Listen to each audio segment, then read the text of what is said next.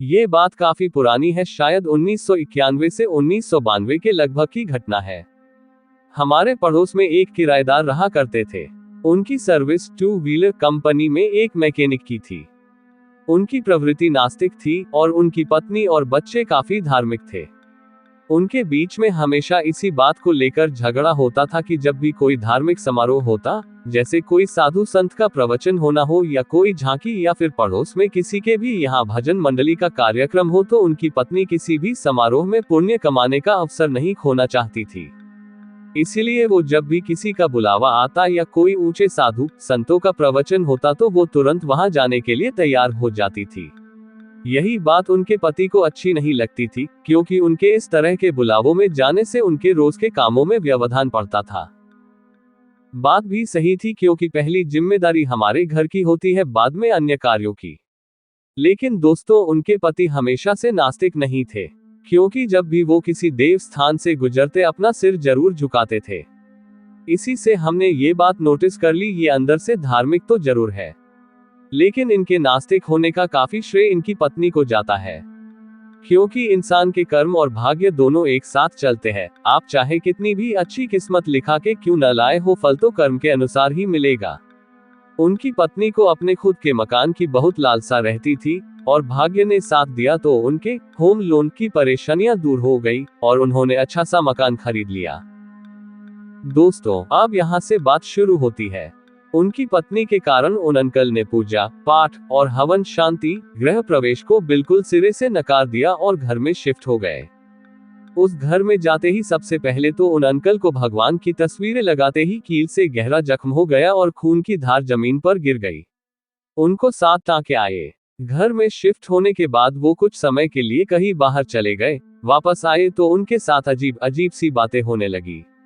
उनको रात में कभी कभी ऐसा महसूस होता कि कोई उनके पास से होकर सीढ़ियों की तरफ जा रहा है, तो कभी कभी उनको नींद में ऐसा लगता कि किसी की आने की झपकी पड़ी हो।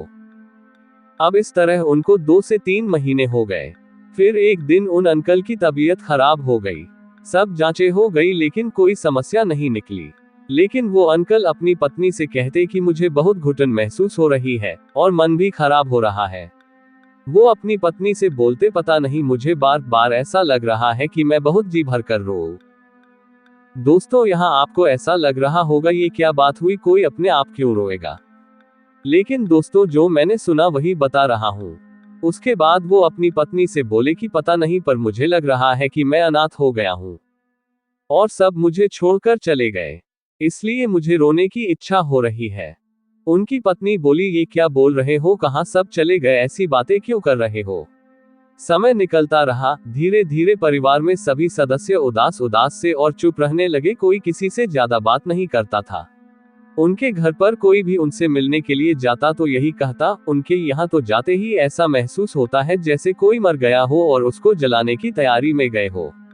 इसके अलावा घुटन सी भी होती है और रोने जैसी हालत हो जाती है, इसलिए हम तो वहां ज्यादा नहीं जाते हैं आजकल। दोस्तों, हम कहते हैं न कि अच्छे कर्मों का फल हमेशा मिलता है। हम तो शायद ये उनकी पत्नी के अच्छे कर्मों का ही फल मानते हैं कि एक दिन एक सारंगी बजाने वाला, जिसको हम लोग कमली भी कहते हैं, उधर से गुजर रहा था। तो उनके बच्चे बाहर ही बैठे थे। अचानक वो दरवाजे के पास आकर रुका और बच्चे को थोड़ी देर देखने के बाद कहा, बेटा तुम्हारी मम्मी को बुलाओ। बच्चा अंदर जाकर बोला, मम्मी कोई मांगने वाला आया है, आपको बुलाने के लिए कह रहा है। उस बच्चे की मम्मी को देखकर सारंगी वाला बोला, बेटा तुम्हारे बच्चे का ध्यान रखना, इसके साथ कोई दुर्घटना होने वाली है। वो बोली, क्या दुर्घटना होने वाली है। वो बोला, तुम उसे रोक नहीं सकते, जो होना है वो तो होकर रहेगा। हम उसे नहीं रोक सकते हैं, पर जितना जल्दी हो सके इस मकान को छोड़ दो, या फिर इस घर में गायत्री पाठ और दुर्गा सप्तशती का 9 दिन तक अखंड पाठ करा लेना, नहीं तो तुम यहाँ चैन से नहीं रह पाओगे और कुछ भी हो सकता है। इतना कहकर वो सारंगी वाला चला गया। उसके थोड़ी देर बाद बच्चे की मां ने उसे किराने की दुकान से कुछ लाने के लिए भेजा, जो रोड के उस पार थी। तो वो बच्चा जब सामान लेकर आ रहा था तो उसको किसी स्कूटर वाले ने टक्कर लगा दी। इत्तेफाक से बच्चे को भी 7 टांके आए। अब जब से वो सारंगी वाला बोलकर गया, तब से वो घर में दहशत सी फैल गई। फिर उन आंटी ने वहां गायत्री पाठ और सप्तशती चंडी का पाठ कराने की सोच ली, लेकिन जब भी इसका नाम लेते तो उनके पति फिर से इन सभी चीजों को नकारते रहते। उनकी पत्नी की स्थिति ऐसी हो गई जैसे एक तरफ कुआं, एक तरफ खाए और बीच में शेर। एक तरह से देखा जाए तो जब भी इस घर के शुद्धिकरण की बात आती तो हमेशा नकारात्मक सोच ही उभर के आती थी। एक दिन उन अंकल के कोई रिश्तेदार उनसे मिलने आए जो भजन कीर्तन में व्यस्त रहते थे। जब वो जाने लगे तो वो बोले, तुम ये मकान जल्दी से छोड़ दो, नहीं तो कुछ भी हो सकता है, मुझे यहाँ कुछ अच्छा नहीं लग रहा है। फिर काफी जनों की राय लेने के बाद उनको वो घर छोड़ना ही पड़ा।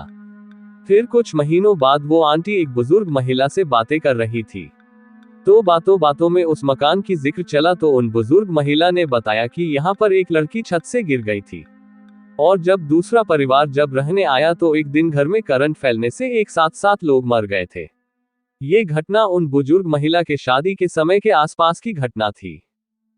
तो दोस्तों, इस पूरे घटनाक्रम में 7 के आंकड़े का माजरा मुझे समझ के भी समझ नहीं आया। लेकिन इस किस्से में एक बात तो सही है कि बिना मुहूर्त और पूजा पाठ के कोई महत्वपूर्ण काम करने से क्या क्या अनहोनी हो सकती है, वो हम इस परिवार की कहानी से समझ सकते हैं।